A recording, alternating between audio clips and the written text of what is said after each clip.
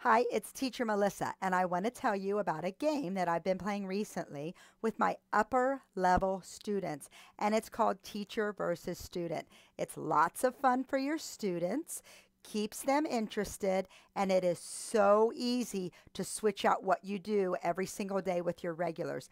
My regulars have not gotten tired of this game at all, and I can easily switch it up to make it fresh and new for them every time. And it's teacher versus student. So I recommend this for levels 3 and up because it's easier for them to understand the instructions. But I also suggest you try it with your level 2 students who are older. Like you've got that 10-year-old boy, that 12-year-old girl, and they're in level 2 because they're just beginning to learn English. But they do have the maturity level for their age to really enjoy this game. And I think you can explain it to them easy enough with some good TPR and simple language. So, teacher versus student is exactly that. We're playing a game, and one of us is going to win. Now, let me tell you, I do not let the student win. I don't rig it so the student wins unless I know I've got a little cry. Oh, they're going to cry and be really sad if they lose. But I don't play that game with them again if they're going to be upset by it. I have regulars and we play this and it is a big competition. I've won 3 times in a row, and when they finally win the next class, they are so excited. So it's a great game to keep that competition, and boy, if they've lost to you, they want to book you again because they want to try to beat you in the next class. So it's a great way to get regulars. So here's what I do with teacher versus student. I have a scoreboard that my students can see in my background. If this doesn't work for your background, you can just put it on a clipboard and hold it up. But I put it on a clipboard, and I like to use a colored sheet of paper and a big Sharpie marker. I don't have to worry about tilting it quite so much for my shiny whiteboard or whatever. But this works for me, but you can use a whiteboard too. Write my name, write the student's name. Here's how I introduce it.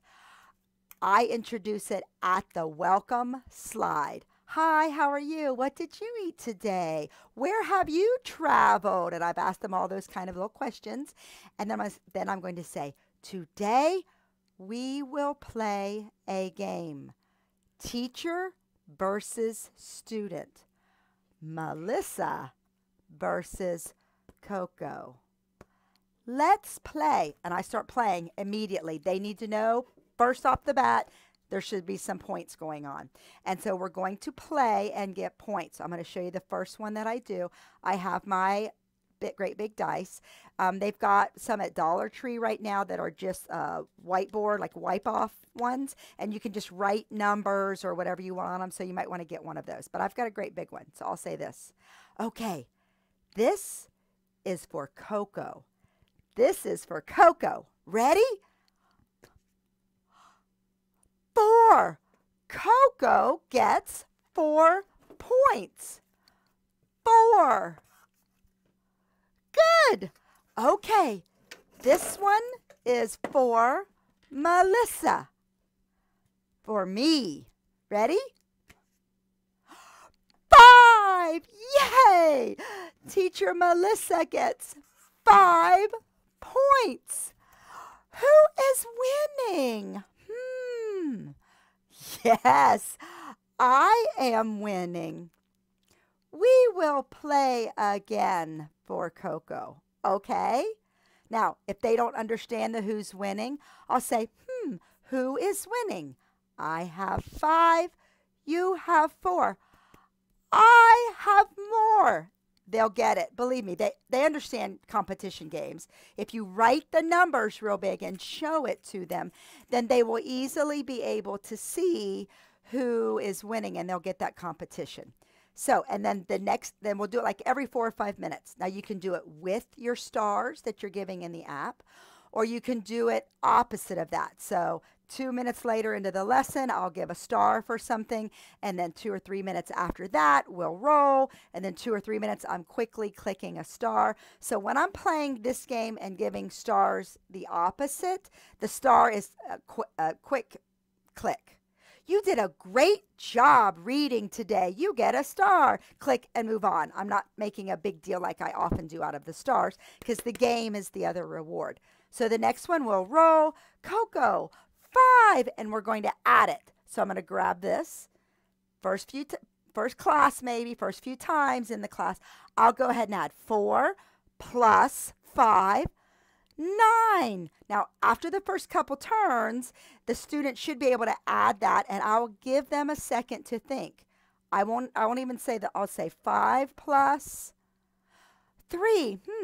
How many for Melissa now? Say that word now. How many now? And they'll get that they're adding the 3 to the 5. I'll say 5 plus 3. How many now?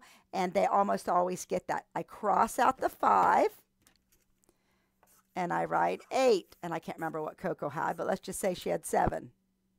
And then I keep going like that. Now, oh, Teacher Melissa, I don't have a dice. Honey, we got you covered. All right. Anything you've got. I'm going to grab props laying around. Oh, look here. I'm teaching an animals unit. I'm doing the mammals unit. Do you want the zebra or the lion? Zebra for Coco. Coco gets 4. I stuck a Post-it note on the bottom of them real quick before class. So Teacher Melissa gets the lion. 2. Thank you. Always let them choose. If you're not rolling the dice, let them choose for you so you can say to them, thank you for giving me 2 points. So it's on them if you win, right? So have them pick an animal. Let's birds. I don't know. What unit are you doing? You can do colors. Which color for Melissa? Teacher Melissa gets 5. Write it on the back of your sticks. You got colored sticks and they've got numbers on them. What color? Yellow? You get 4 points. Use props you've already got and just write some points on the back of them. Put it on with a sticky note. Some of you have the little spinners, like the game spinners. Maybe even in an old game you've got in the closet.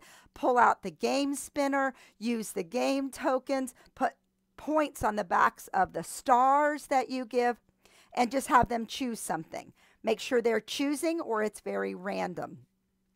So you can certainly do that. Now, there is another option. If you are interested in using Google Slides in your classroom, you could make Google Slides yourself with cute pictures and have the student choose. There is a VIP kid group called Google Slides, official Google Slides, and lots of great teachers have already made fabulous teacher versus student games. Here's one I did with one of my upper level students, and we're studying outer space right now. So they just tell me what number they want to pick. So they will say number 4. And I tap on number 4 and it shows the points, and I just tap that to go back to the main screen, and they'll say number 6. Number 6 is worth 3 points, and we just keep adding up. And there's lots of teacher versus student. There's very simple ones for the younger students or those who are just learning vocabulary. There are good ones that match lessons. There's food. There's all kinds of different themes. So it could go along with your lesson if you want. And another thing you can do is really build the vocabulary a little bit. So many English words have synonyms. I might say, choose a number.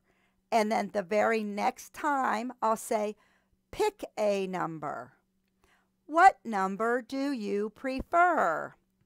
Would you rather have green or red? So you can mix up a little bit, not all of those in the same lesson, but pick a couple different phrases and mix those up, and it will build their vocabulary because we have so much in English that they can actually choose what they're going to do. And the other thing you can do to mix it up for your olders is start with 20 points. We both get 20, and then say, we're going to subtract. So now they want a lower number, and it's a little bit of thinking there, okay? So they can subtract, you can multiply. Lots of ways you can do this with props that are just laying around you.